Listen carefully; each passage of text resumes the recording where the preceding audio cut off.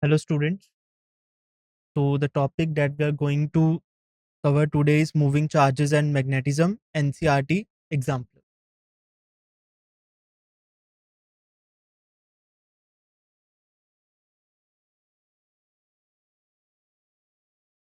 This disclaimer. So the learning objectives from our today's topic. After this lecture, you will be able to understand the behavior of charged particle moving in magnetic fields, particularly their helical paths, comprehend the Biot-Savart law and its implications for magnetic fields created by moving charges, explain why magnetic forces do zero work on moving charges, analyze the motion of charged particle in combined electric and magnetic fields, calculate forces between current carrying conductors in different geometrical configuration. So the index of topics in chapter moving charges and magnetism, there are total 29 NCERT exemplar problems. In this lecture, we are going to cover 7 NCERT exemplar problems: 4.1, 4.2, 4.8, 4.11, 4.13, 4.16, and 4.23.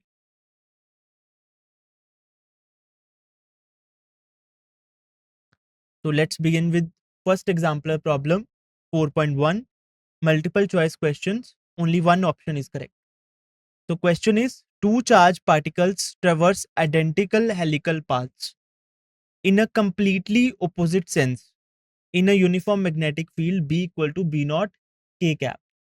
Okay, so two helical paths, two charges having identical helical path, but both the charges are moving in opposite direction. That is meant by opposite sense. Okay, so movement of charges in exactly opposite direction. Okay, but identical helical paths. So options are, they have equal z components of momenta. Momenta is plural of momentum. Okay, so if they have equal z components of momenta, or they must have equal charges, or they necessarily represent a particle antiparticle pair. What is particle antiparticle? So the particles that have same mass but opposite charge, like electron and positron. Okay, they have same mass but opposite charge. So positron is basically electron with positive charge. Okay, and the option, the charge to mass ratio satisfy E by m for first particle plus E by m for second particle equal to 0. Okay, charge to mass ratio for first particle plus charge to mass ratio for second particle equal to 0. So these are four options. So I will give you some time to think about it.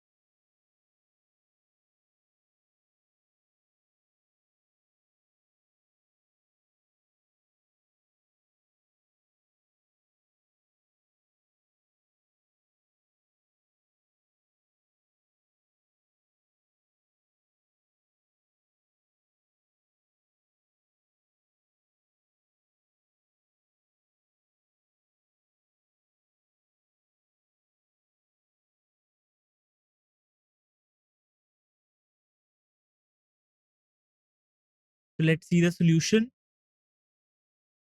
So correct option is D. The charge to mass ratio satisfy E by m for first particle plus E by m for second particle equal to 0. Here E is charge, but two charged particles are not electrons or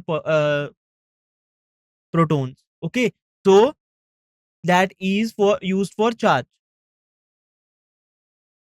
So solution. So what is the thinking process for this question? The uniqueness of helical path is determined by its pitch, which is given by pitch is equal to, what is pitch of the helical path? We have discussed. Okay, so the thinking process for this question is uniqueness of helical path is given by pitch. If pitch is same, then helical path is also identical. Okay, so pitch is 2 pi mv cos theta upon qb. Okay, where m is the mass of charged particle, theta is angle between velocity v and magnetic field b, and q is the charge on the charged particle. So let's see the solution. For given pitch p correspond to a charged particle, we have, so what is the pitch? Defined by pitch is product of parallel velocity. What is parallel velocity? Velocity along magnetic field. So parallel velocity into t. So in helical path, we have discussed in theory section that what is parallel velocity, what is it, what is the component, and what is actually parallel velocity is v cos theta. Okay, so velocity is having angle with horizontal direction or with magnetic field theta. So the component along the magnetic field is v parallel, which is equal to v cos theta. So v cos theta into time period. Okay, so we have derived formula for time period after putting values. So pitch will come out to be 2 pi mv cos theta upon qb, where t is equal to 2 pi m upon qb. Okay, t is 2 pi m upon qb into v cos theta. So this is the formula for pitch. If helical paths are identical, then magnitude of parallel velocity, radius and pitch should be equal for both the particles. Okay, helical paths are identical. This means the circular section in the helical path should have same radius for both the particles. That means radius should be equal. Also pitch, that is linear distance covered in one circular rotation, that should be equal for identical helical paths. So pitch, the linear distance covered in one rotation, should be also equal. Okay, pitch, radius and parallel velocity should also be equal. Okay, so then for a given pitch, because identical paths are given, identical helical paths are given, so pitch should be equal. For a given pitch, q by m, if we rearrange the pitch equation, then q by m will be equal to 2 pi v cos theta by pb. Okay, so here b is given equal for both the particles. Okay, pitch is equal, v cos theta is also equal because it is velocity component along b. Okay, it doesn't change because it is perpendicular to the force, magnetic force. It remains constant. So it should be same for both the particles. Okay, so it is also same, 2 pi is constant. So this q by m will be constant for both the particles.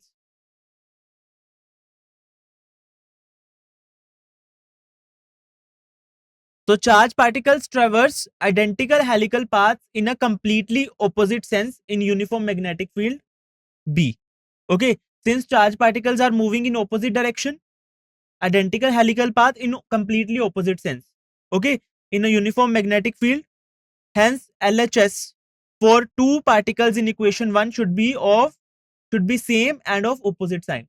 So charge to mass ratio is constant for both the particles, but it is of opposite sign because v cos theta in the equation is of opposite sign for both the particle.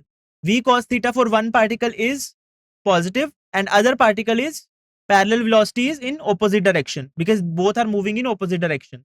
So that's why charge to mass ratio will be same in magnitude for both the particle but in opposite direction.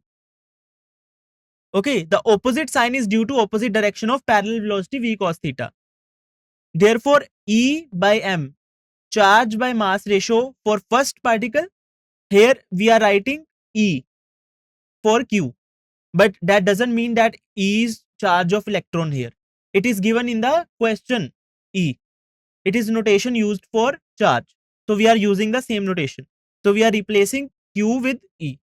So E by m for first particle should be equal to negative of E by m of second particle. Magnitude is same but of opposite sign. So E by m for first particle plus E by m for second particle will be equal to 0.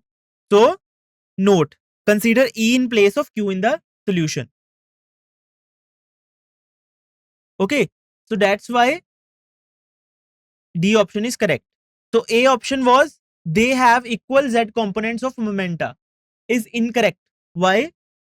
Momentum along Z axis is given by, we know that this magnetic field is B naught K cap. It is in Z direction. Okay, so V parallel will also be in Z direction. So we have to find the momentum along Z direction.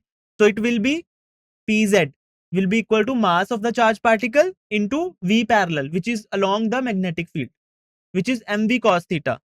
Okay, so radius of the helical path is given by, we know that radius is equal to mv perpendicular. For radius, we use the velocity perpendicular to the magnetic field. Okay, for radius, we use the velocity that is perpendicular to the magnetic field. Okay, so mv perpendicular upon qb. So r is equal to mv sin theta upon qb. From here, we will find the value of velocity. V is equal to r qb upon m sin theta. Now we will put this v value in the pz, that momentum. Okay. So momentum along z direction will come out to be pz equal to mv cos theta. Put the value of v. It will pz will be equal to m r qb upon m sin theta cos theta. So it will be equal to r qb upon tan theta. Okay. Now theta is constant. Okay. Because path is helical and identical. B is given constant for both the particles, and radius is also equal for both the particle, and q by m, charge to mass ratio, is constant for both the particle, but not alone charge is same or not alone mass is same for both the particles. It is not necessary that charge of both the particles should be same. It is not necessary that mass of both the particles should be same. Okay, only charge to mass ratio should be same. Okay, since charge q necessarily will not be same for both the charge particles, therefore both particles do not have same z component of momentum. Okay, they can have different z component of momentum.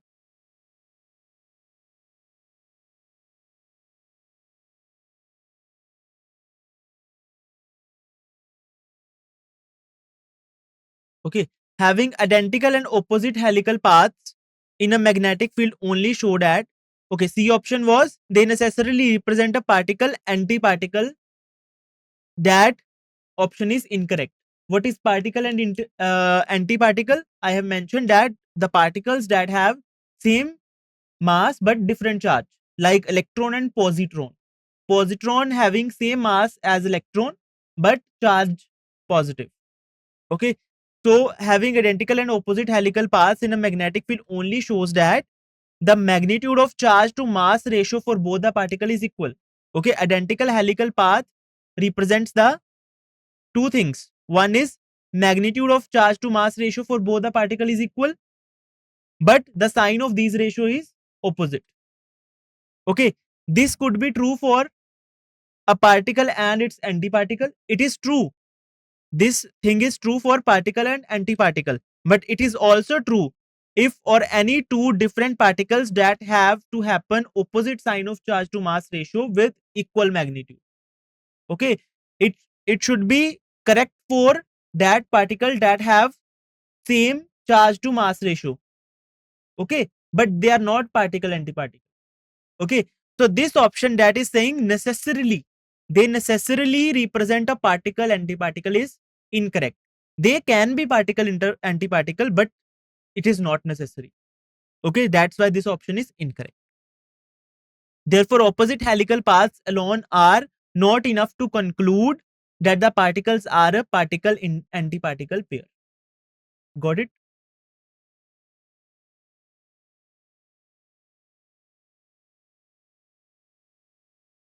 So next question, NCERT Exemplar 4.2. Biot-Savart law indicates that the moving electrons velocity v produce a magnetic field B such that options B is perpendicular to V, B parallel to V, it obeys inverse cube law, or D option, it is along the line joining the electron and point of observation. So I will give you some time to think about it.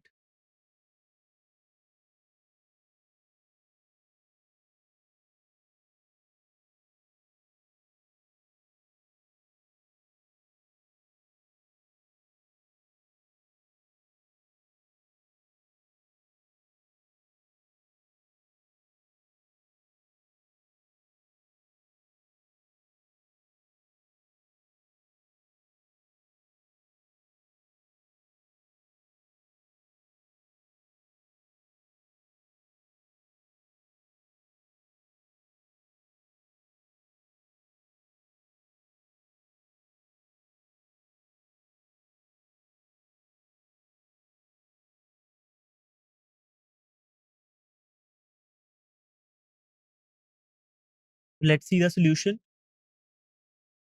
So A option is correct. B is perpendicular to V. So let's see the answer. According to Biot-Savart's law, magnetic field is given by dB is equal to mu naught upon 4 pi I dl cross r upon r cube. Okay. So this is the vector form of Biot-Savart's law. This doesn't mean that magnetic field follows or Biot-Savart law follows inverse cube law. Okay. It is vector form. After simplifying, it will result in inverse square law. Okay. So dB is equal to, now we will modify it according to the question. So dB will equal to, now we are considering moving electrons, not current. So we will eliminate this I, current. Okay. And this dl. We will consider velocity and charge. So we will modify it. dB is equal to mu naught by 4 pi, and we will write I as q by t. So it will result q dl cross r upon t r cube. So now dl upon t will result in dv. So dB equal to mu naught upon 4 pi q dv into dv cross r upon r cube. Okay. So after integrating both sides, it will result in B is equal to mu naught by 4 pi q v cross r upon r cube. Okay. So since this magnetic field, in the expression of magnetic field, there is cross product v cross r. Okay. So the direction of magnetic field will be perpendicular to both velocity and this displacement vector r. Okay. So where q is the charge of moving electrons, expression for magnetic field involves cross product of velocity v and distance r. Therefore, magnetic field B is perpendicular to velocity and r both. Okay, but here we are going to consider, we have written only v because we have to prove the option first or second, out of which first or second, which one is true. So therefore, magnetic field B is perpendicular to velocity v, that is B perpendicular to v. So first option is correct. Second option is B parallel to v, which is incorrect. Okay. Now, why C option is incorrect? It obeys inverse cube law. This option is incorrect as Biot-Savart law is given by magnitude of B is equal to mu naught by 4 pi q v cross r. This is we have modified in the previous slide. Okay. So now we are taking magnitude. Magnitude of B is equal to mu naught by 4 pi q v cross r upon r cube. After simplifying, so magnitude of B will be equal to mu naught by 4 pi q v r sin theta upon r cube. Okay. Now this r in the numerator will get cancelled out with the denominator. So magnitude of B will be equal to mu naught by 4 pi q v sin theta upon r square. After simplifying, we have concluded that magnetic field or Biot-Savart law obeys inverse square law, not inverse cube law. Okay. So from the above expression, it is clear that it obeys inverse square law. That's why option is incorrect. Third option is incorrect. Now, why D option is incorrect? It is along the, what is D option? It is along the it is means magnetic field. Magnetic field is along the line joining the electron and point of observation. This option is incorrect, as magnetic field B produced by moving charges is given by B is equal to mu naught by 4 pi q v cross r upon rq, where q is the charge of moving electrons. Expression for magnetic field involves cross product of velocity v and distance r. Therefore, magnetic field B is perpendicular to the line joining the electron and point of observation, that is R. So, line joining the position of electrons to the, there are moving electrons. So, from that point, that electrons to the, where we are going to observe the magnetic field. So, line joining that points is R. So, B is perpendicular to that R. Okay. So, that's why magnetic field is not along the line joining the electron and point of observation. It is perpendicular to the line joining the electron and the point of observation. That's why D option is incorrect. Okay. Now, NCERT Exemplar 4.8, multiple choice question, more than one option is correct. Okay. So, let's read the question. Consider a wire carrying a steady current I placed in a uniform magnetic field B perpendicular to its length. Okay. So, wire is placed perpendicular to the magnetic field. Consider the charges inside the wire. There are charges flowing through the wire due to which current is conducting. More commonly, electrons are flowing. Okay. It is common that magnetic forces do no work. Okay. Magnetic forces do zero work on the charges. This implies that motion of charges inside the conductor is unaffected by B, since they do not absorb energy. Since magnetic force do no work, that's why there is no absorption of energy. Okay, their kinetic energy will remain same. So that means the motion of the charges inside the conductor is unaffected. Is this option correct? Okay. B option, some charges inside the wire move to the surface as a result of magnetic field.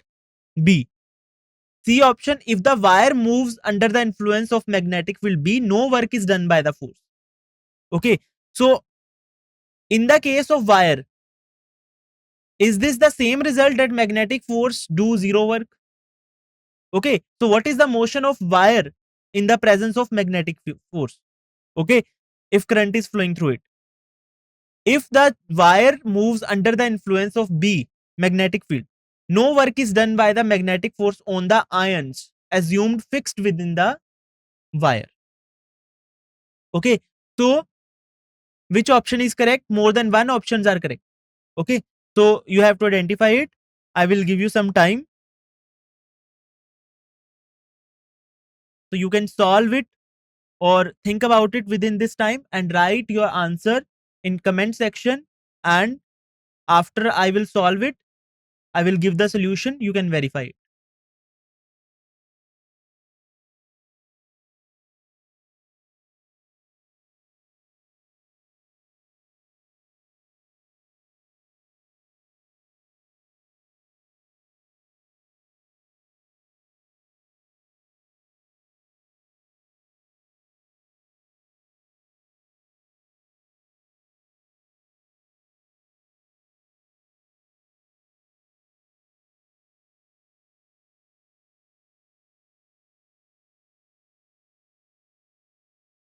So, let's see the solution.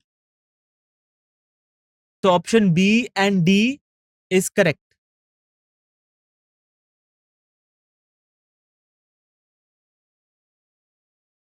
The magnetic force acting on the moving charges inside the conductor due to external magnetic field B will be. Okay. So, the force that is acting on the moving charges is F equal to Q mod V cross B. We are taking the magnitude, that is equal to QVB sin theta.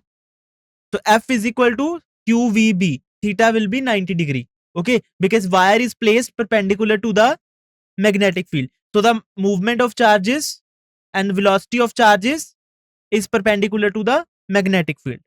Okay. So, theta is 90 degree. So, F will be equal to QVB. The direction of the force will be given by right hand rule for vector products. Okay, so direction you can find whether the current is flowing up in upward direction or downward direction according to that, but it is not given in the question, so you cannot apply the right hand rule for specific direction. Okay, but it can be only in the upward direction or in the, if we consider that magnetic field is in horizontal direction, then the flow of current will flow of moving charges, direction of moving charges will be in upward or downward direction. According to that, you can find the force, direction of force according to right hand rule for vector product. Okay, direction of this force will be perpendicular to both. Now, direction of this force, magnetic force, will be perpendicular to both velocity and magnetic field B. There is no component of force parallel to the velocity. Okay, so this force will be perpendicular to velocity, so it has no component parallel to the velocity. So this force will, so the magnetic force will change only the direction of the velocity but not its magnitude. Since no parallel component is there, so it will not change the magnitude of velocity, only change the direction of the velocity. Therefore, work done due to the force on moving charge is zero. No energy is absorbed. That means change in kinetic energy is zero. Kinetic energy remains same and no work is done.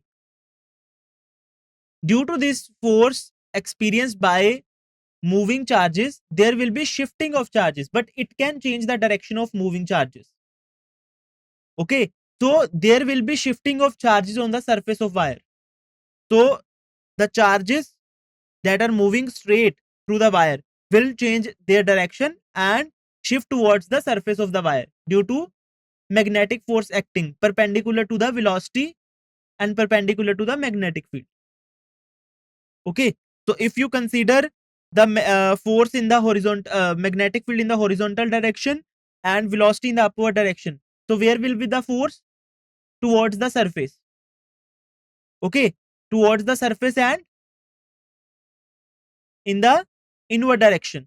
So charge will shift towards the inward side of the surface of the conductor.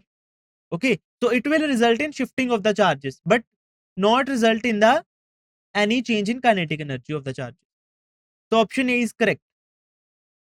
Sorry, option A is incorrect.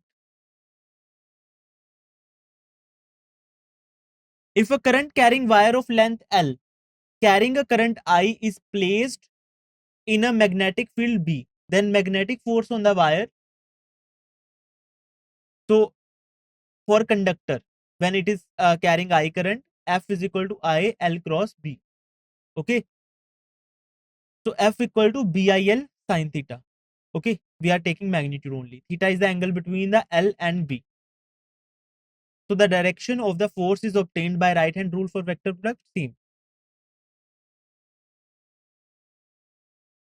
In this case, the wire is perpendicular to V. Okay, so sin theta will be 1 sin 90 degree. Okay, so theta will be 90 degree and F will be F max, which is equal to BIL. Due to this force, wire will move along the force. Now, in the case of moving charges, only direction of velocity will change, but wire is stationary. Wire is not moving in any direction. So, due to the application of force, it will move in the direction of force. Okay, here there is no concept of velocity. Here is only length and direction of current. Okay, so force will be perpendicular to both length and magnetic field. Okay, then force will try to pull that wire along it, but wire will not change its orientation. It will remain perpendicular to magnetic field. Okay, and force will be applied perpendicular to the length of the conductor. Okay, if magnetic field is in x direction and current is flowing towards y direction, then magnetic force will be in z direction. Okay, so this conductor will start moving along the z direction without changing its orientation. So it is moving along the force. in the direction of force. So work is done by the force. In the case of conductor, work done is not zero. Work done is by the force. Okay. So option C is incorrect. Okay. So B and D are correct option. So next question, NCERT Exemplar 4.11. Question: a charged particle would continue to move with a constant velocity in a region. So four regions are given. Out of these four regions, in which region the charged particle would continue to move with a constant velocity? So in which region the movement with constant velocity is possible? You have to find this. In a region, A option, where electric field is zero, magnetic field is non-zero. B option, electric field is non-zero, magnetic field is non-zero. C option, electric field is non-zero, magnetic field is zero. And in D option, both electric and magnetic field is zero. So I will give you some time to think about it.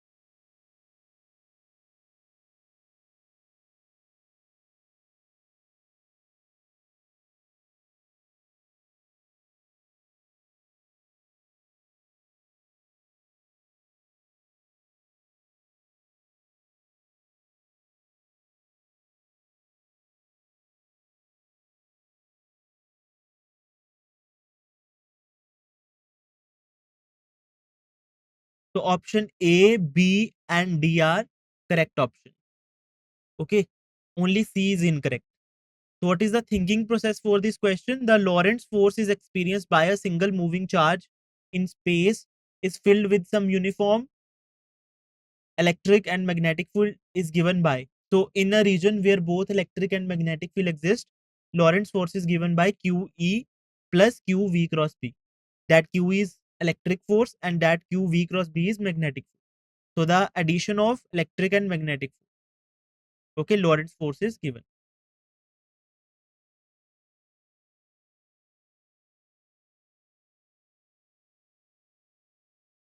Here force on charge particle due to electric field is given by F equal to QE.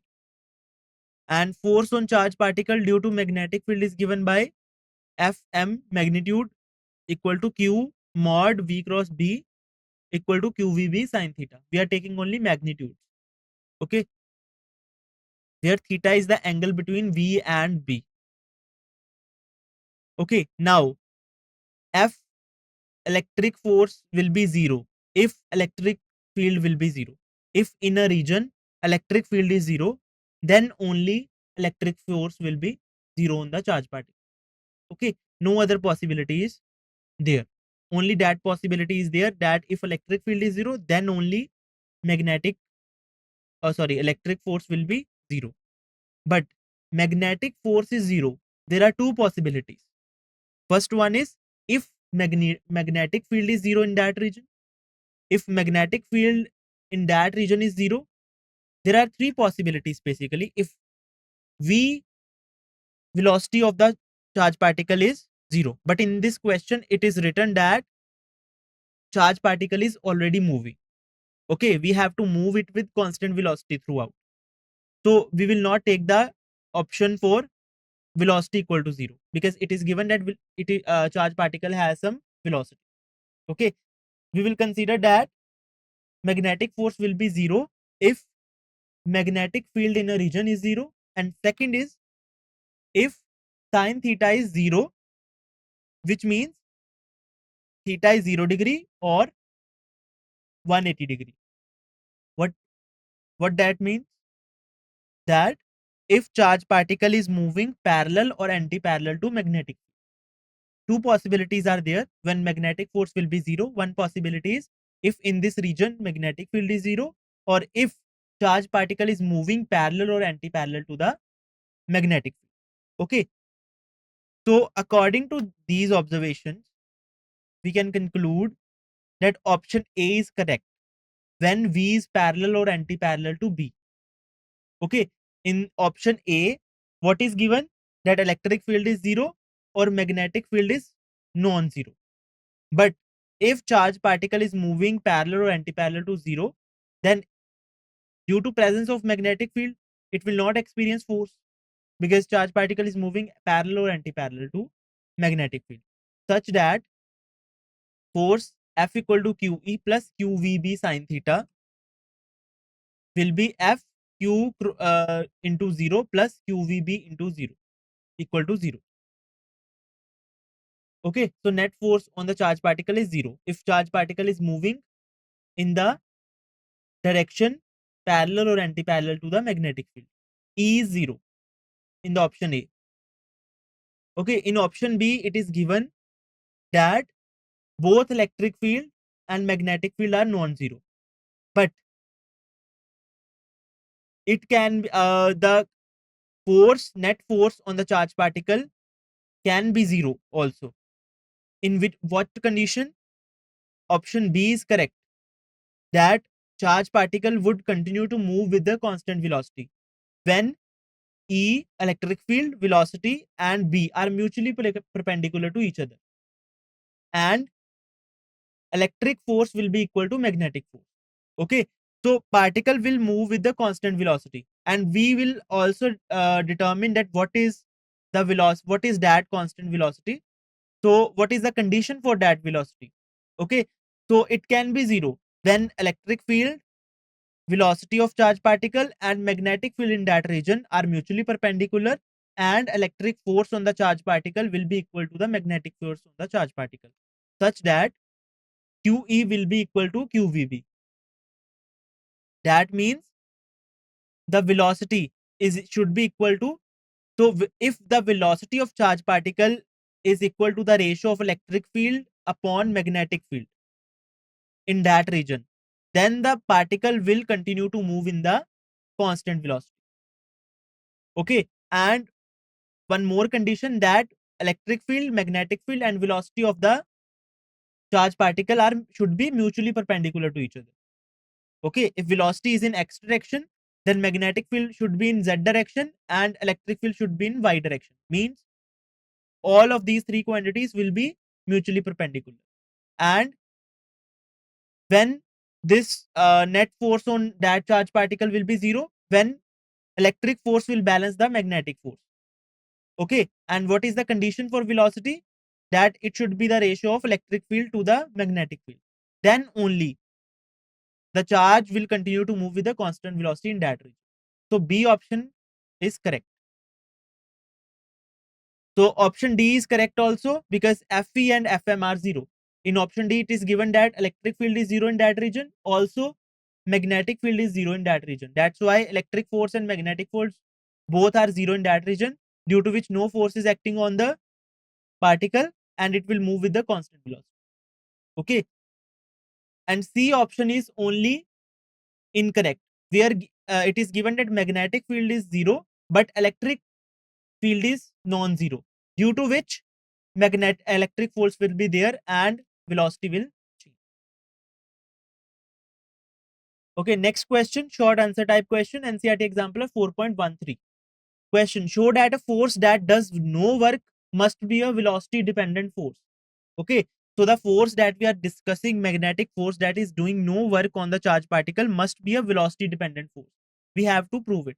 Okay, so that's a proving question. Okay, so I will give you some time to think about it.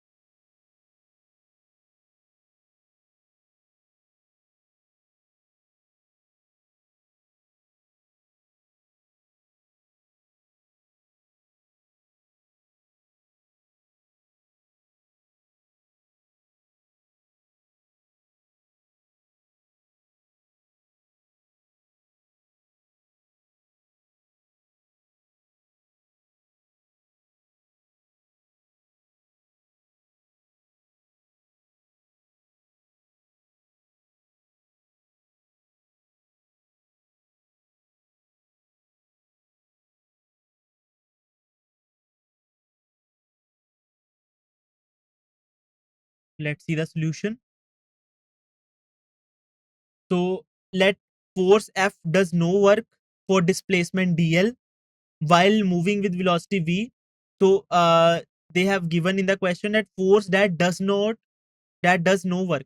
Okay, so we are considering a force that does no work for displacement dl while moving with velocity v for time dt. Then work done will be equal to, small work done will be equal to F dot dl is 0. That force is not doing any work. Okay, so F dot dl should be 0. So dw equal to F dl will be, small displacement will be equal to v dot v into dt. Okay, so displacement will be equal to velocity into velocity into time. Okay, so small displacement dl will be equal to v dt. So F dot v dt equal to 0. Okay, so F dot v dt equal to 0. So the time for time cannot be 0. So dt cannot be 0. So that's why F dot v equal to 0. That means from that expression we can conclude that force and velocity, the force that does not work is perpendicular to the velocity. That thing we have already discussed. Okay, so the force that is not doing any work for displacement dl and time dt is perpendicular to the velocity. Okay, so F dot v equal to 0. If dot product of two quantities is 0, that means both the quantities are perpendicular. So the force is dependent on velocity of the object, but this force is dependent on the velocity. Why? Because it is it results in change of direction of velocity. The force F and velocity v must maintain a perpendicular relation, 90-degree angle. At each point, force should be perpendicular to that velocity. Okay, so when the direction of velocity changes, the direction of force must also change. Okay, direction of velocity is changing. If the particle is in circular motion, direction of velocity is changing at any point. So direction of force must also change to maintain a 90-degree angle. Okay, this change in force direction is necessary to maintain the 90-degree angle with the velocity. This relationship describes a force that it is always perpendicular to the motion of the object. Thus, force is velocity dependent. Okay, this force is not doing any work. It is not increasing the or decreasing the energy of the charged particle, but it is velocity dependent because it has to maintain the 90-degree angle with the velocity at each point in the path of the charged particle. Okay, so it is velocity dependent. Okay, our next question, NCERT Exemplar 4.16. Two long wires carrying current I1 and I2 are arranged as shown in the figure. The one carrying current I1 is along the x-axis. The other carrying current I2 is along a line parallel to the y-axis. Okay, now there is a 3D problem. Okay, one wire is placed along x-axis, one wire is placed parallel to the y-axis at a distance d. That distance is along z-axis. Okay, the other current carrying I2 is along a line parallel to y-axis given by x equal to 0 and z equal to d. So the distance along the z direction is d, and that I1 current carrying conductor is placed at x equal to 0. Sorry, I2 is placed at along y direction at a distance d along z. Find the force exerted at O2. That O2 is at I2 conductor because of the wire along the x-axis. Okay, so the magnetic field produced by the wire along x-axis carrying current I1. So due to that magnetic field, what is the force exerted on the conductor that is carrying current I2 at O2 point? We have to find. Okay, I will give you some time to think about it.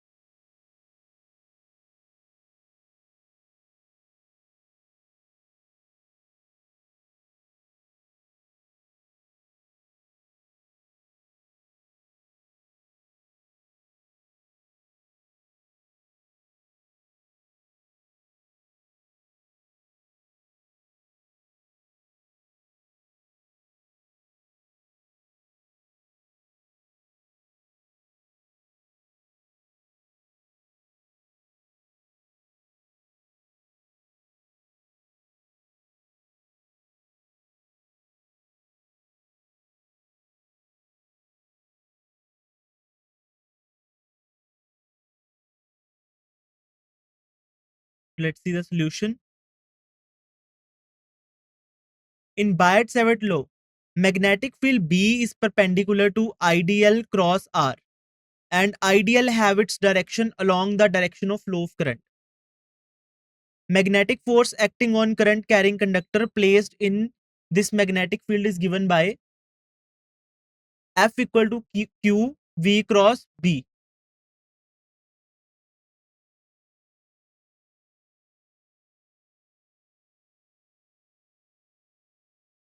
According to Biot-Savart's law, the magnetic field B involves cross product ideal cross R. Direction of ideal for wire carrying current I1 is towards positive x. Okay, you can see in the diagram the direction of ideal for this conductor carrying current I1 is towards positive x axis.